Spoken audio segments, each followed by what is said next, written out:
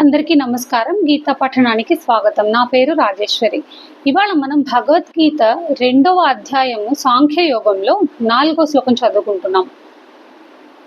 ఇక్కడ ఇంతకు ముందు శ్లోకంలో ముందు 2 శ్లోకాల్లో అర్జునునికి కృష్ణుడు ధైర్యం చెప్తున్నాడు. ఈ అధైర్యపడే సమయం కాదు, నువ్వు చాలా పెద్ద వీరుడవు, నువ్వు ఒకప్పుడు చాలా మంది శత్రువులను జయించావు, ఇప్పుడు నువ్వు అధైర్యపడే టైం కాదు ఇది అని చెప్పి శ్రీకృష్ణుడు అర్జునునికి ధైర్యం చెప్పడానికి ట్రై చేశాడు. యుద్ధం చెయ్యాలి, తప్పదు అని.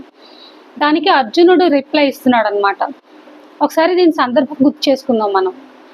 భగవానుడు ఈ విధముగా పల్కగా, గురుజనులతో యుద్ధము చేయుట సర్వదా అనుచితమని నిరూపించుటకు అర్జునుడు తన నిర్ణయంను ప్రకటించుచున్నాడు.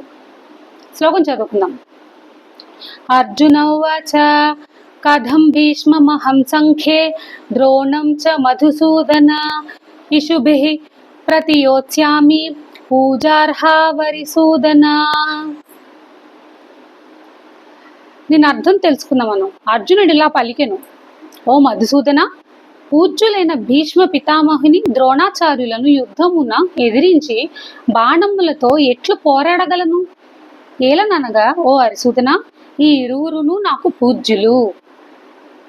ఈ శ్లోకమునందు హరిసూదన, మధుసూదన అని సంబోధనలతో పాటు కథం అను పదమును ప్రయోగించటలోని అంతర్యమేమి? మధువు అని రాక్షసుని సంహరించట వలన శ్రీకృష్ణ భగవానునకు మధుసూదనుడను పేరు కలిగాను. ఇది మనం ఇంతకు ముందు కూడా చదువుకున్నాం. శత్రువులను రూపుమాపుట వలన ఆయనకు హరిసూదనుడని కూడా పేరు ఏర్పడెను. ఈ 2 సంబోధనలతో పాటు కథం అను పదమును ప్రయోగించి అర్జునుడు తన ఆశ్చర్యమును ప్రకటించెను. కథం అంటే ఏ విధముగా అని అర్థం అన్నమాట, లిటరల్ మీనింగ్.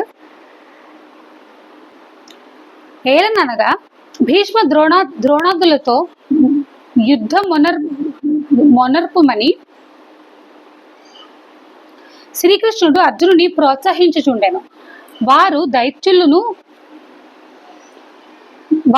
దైత్యులను గారు, తనకు శత్రువులను గారు, పైగా పూజ్యులైన గురుజనులు.